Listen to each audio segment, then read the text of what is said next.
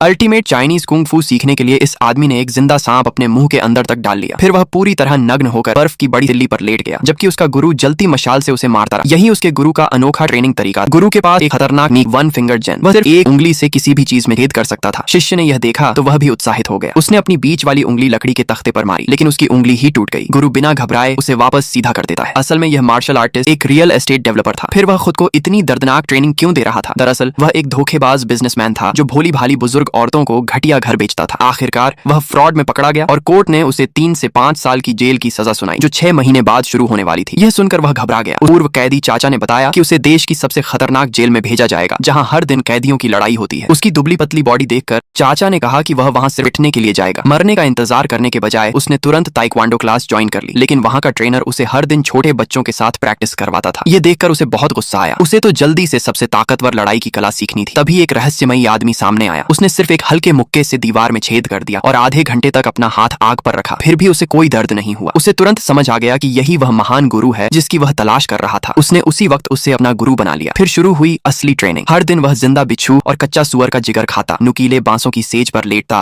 और अपने पैरों के बीच रखे चाकू के ऊपर स्क्वैट्स करता। पूरे दिन ताकत, फुर्ती और डमी पर वार करने की प्रैक्टिस करता। लगातार 6 महीने की कड़ी मेहनत के बाद आखिरकार उसे वन फिंगर जैन की सबसे गुप्त तकनीक आ गई। सबसे पहले वह उसी ताइक्वांडो ट्रेनर के पास गया जिसने उसका मजाक उड़ाया था और उसे आसानी से हरा दिया। अब उसका आत्मविश्वास आसमान पर था। वह जेल जाने के लिए पूरी तरह तैयार था। जेल ले जाने वाली बस में ही पहला खतरा सामने आ गया। उसके बगल में बैठा एक बड़ा गुंडा उसे छेड़ते हुए बोला, अरे स्वीटी, तुम्हारा कोई नाम नहीं है क्या? उसने तुरंत उसका हाथ इतनी जोर से दबाया कि वह दर्द से चुप हो गया। जेल में एक ही नियम था, या तो दूसरों को दबाओ या खुद दब जाओ। अंदर पहुंचते ही एक दोस्ताना कैदी ने उसे चेतावनी दी कि किन लोगों से दूर रहना है। उसने बताया कि ब्लैक गैंग का लीडर अपने नंगे हाथों से किसी को भी मार सकता है। फिर एक व्हाइट गैंग थी। वे देखने में साधारण लगते थे, लेकिन मिलकर किसी की भी बेरहमी से पिटाई कर देते थे। सबसे खतरनाक था एक विशालकाय आदमी। वह किसी गैंग में नहीं था, लेकिन उसकी ताकत इतनी जबरदस्त थी कि पूरी जेल उससे दूरी बनाकर रखती थी। ये सुनते ही उसने फैसला कर लिया, पहला निशाना वही होगा। वह सीधे उस विशालकाय के पास गया, उसे लड़ाई के लिए उकसाया और सब कैदियों को उनका मुकाबला देखने बुला लिया। विशालकाय ने अपनी मांसपेशियां तानी और गुस्से में उसकी तरफ दौड़ा, लेकिन हमला करने से पहले ही उसने उसके चेहरे पर जोरदार थप्पड़ जड़ दिया। फिर उसका हाथ पकड़कर